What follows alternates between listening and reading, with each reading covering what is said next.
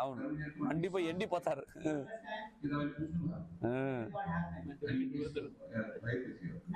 అదే మనకు కూడా అవుతుంది. మనం కూడా మన శ్రమల మధ్యలో మనం శ్రమలు పొందేటప్పుడంతా నాలుగో ఒక వ్యక్తి ఉన్నాడు మనతో, ఆయనే యేసు ప్రభు. దేవుని బిడ్డలు మనము శ్రమలు పోయేటప్పుడు మనము ఒంటరిగా లేదు.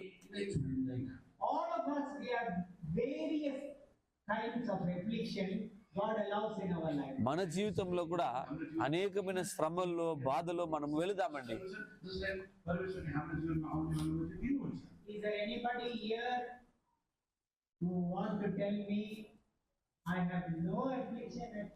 మీకు ఇక్కడ ఉన్న వాళ్ళు ఎవరున్నా నా జీవితంలో శ్రమలే లేదు బ్రదర్ అని చెప్పే వాళ్ళు ఉన్నారా? అందరికీ ఒక శ్రమలు. అలాంటి మనిషే లేడు. అందుకు అడుగుతున్నారు, మీ చేతులు ఎత్తి చూపించండి బ్రదర్, నా జీవితంలో శ్రమలే లేదు, బాధలే లేదు అని చెప్పే వాళ్ళు ఎవరన్నా ఉన్నారా?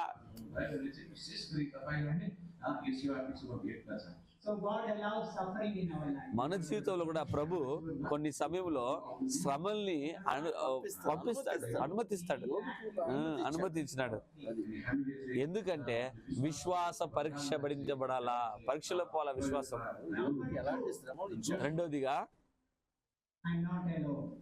నేను ఒంటరిగా లేదు, నా శ్రమల మధ్యలో ప్రభు నాతో ఉన్నాడు. ఇది 3 ఇశ్రాయేల్ యూదులు యవనస్తుల యొక్క సాక్ష్యం. అదే దానియేలు 6వ అధ్యాయంలో దానియేలు గురించి చూస్తున్నాం.